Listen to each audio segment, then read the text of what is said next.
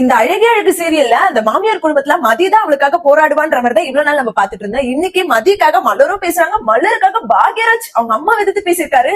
அந்த சீனை பார்க்கும்போது ஆன் ஸ்கிரீன்ல அவ்வளவு அழகா இருந்தது, ரொம்பவே சூப்பரா இருந்தது. அவங்க அம்மா அப்பா பண்றது தப்பு, நீங்க இப்படி பண்றது தப்பு, அப்பா அவர் வேலையை அவரே செஞ்சுக்கிட்டோம் அப்படின்னு சொல்லிட்டு சொல்லும்போது நம்ம மலர் சந்தோஷத்தை பார்க்கணுமே. மலரும் பாக்யராஜ் ஓடி போய் கல்யாணம் பண்ணிருந்தா கூட மலர் இவ்வளவு சந்தோஷப்பட்டு இருக்க மாட்டாங்க போல.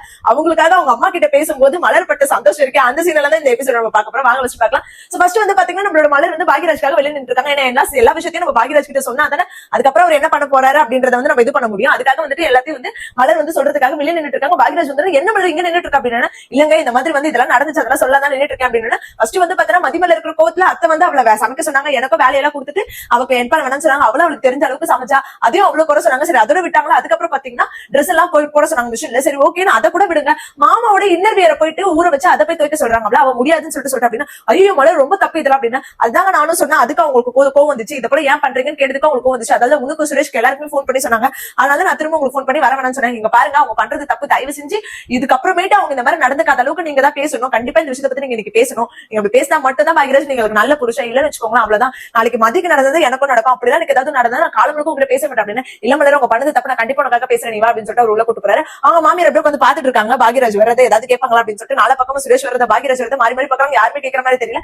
அதுக்கப்புறம் பாத்தீங்கன்னா ஒரு வழியா போய் சாப்பிட உட்காராங்க. சாப்பிட உட்காரும்போது திரும்ப ஆரம்பிக்கிறாங்க. உன் பண்ணிட்டு என்ன திரும்ப பண்ணா அப்படின்னு சொல்லிட்டு ஆரம்பிக்கிறாங்க. இது போல அப்பாவோட இதுல கையில தோக்கற சொன்னதுக்கு அவ்வளவு பிரச்சனை பண்றாரு அப்படின்னா, உடனே பாக்யராஜ் சொல்றாரு, அம்மா அவன் பண்ண தப்பு தானே நீங்க பண்ணது, அது எப்படி கையில தூக்க முடியும், என்னோட நான் தான் சுரேஷுக்கு தான் அவன் தச்சுப்பா, அப்பாவோட தான் அவரு தச்சுக்கிட்டோம் அப்படின்னு.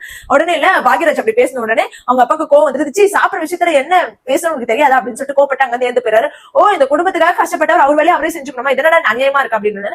அவர் வேலையை அவரே பெருசால செஞ்சு சின்ன சின்ன வேலை தானே செஞ்சிருக்கா அப்படின்னு சொல்லிட்டு சொன்னாரு. அவங்க அம்மாக்கு ஒரு மாதிரி எடுத்து இன்னும் இவங்க நம்மளே எதிர்த்து பேசுறாங்க அப்படின்னு சொல்லிட்டு உள்ள போயிடுறாங்க. அதுல மலரும் மதியம் நின்று சிரிக்கிறாங்க. அதுக்கடுத்து பாத்தீங்கன்னா உள்ள போயிட்டு அவங்க அம்மா யோசிக்கிறாங்க. என்ன யோசிக்கிறாங்க, இவனுக்காக தானே நம்ம பேசுறோம், இவனுக்கு அந்த நிலைமை திரும்ப வந்துடக்கூடாதான் நம்ம பேசுறோம், இவருக்காக தான் நம்ம பேசுறோம். ஆனா இவங்க ரெண்டு பேருமே அவங்களுக்கு சப்போர்ட் பண்ணிட்டு நம்ம கிட்ட சண்டைக்கு வராங்க, இதனால நம்ம தான் கெட்டவங்க ஆயிடும் அப்படின்னு சொல்லிட்டு யோசிச்சுட்டு இருக்காங்க. அதுக்கடுத்த சீன் வந்து பாத்தீங்கன்னா நம்மளோட மலர் வந்துட்டு உள்ள பாக்யராஜ் கொஞ்சிறாங்க. பாக்யராஜ் எனக்காக நீங்க பேசுறது ரொம்ப சந்தோஷம், இப்படிதான் பாக்யராஜ் இருக்கணும் அப்படின்னு சொல்லிட்டு அவங்க கொஞ்சிறாங்க. அடுத்த சீன் வந்து பாத்தீங்கன்னா நம்மளோட சுரேஷுக்கு வந்து ஸ்டேஷன்ல இருந்து போன் வந்துகிட்டே இருக்கு.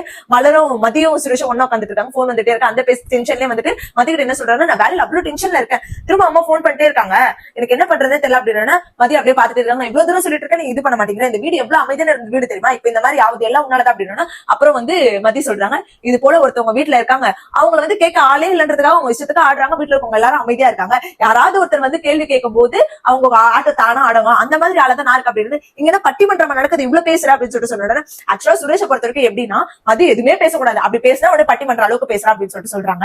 இது என்னங்க நியாயம். அப்புறம் மதி வந்து என்ன சொன்னாங்கன்னா, நான் வந்து அந்த பிரச்சனை இங்கே முடிக்கிறதுதான் பார்த்தா, உங்க அம்மா தான் உங்களுக்கு போன் பண்ணி பிரச்சனை பண்ணாங்க, நீங்க கேட்க வேண்டியது அங்க போய் கேளுங்க, என்ன கேட்காதீங்க அப்படின்னு சொல்லிட்டு சொன்னாங்க. அவங்க சொல்றது கரெக்ட் தானே, கரெக்டா இல்லையன்றதை நீங்க கமெண்ட் செக்ஷன்ல சொல்லுங்க.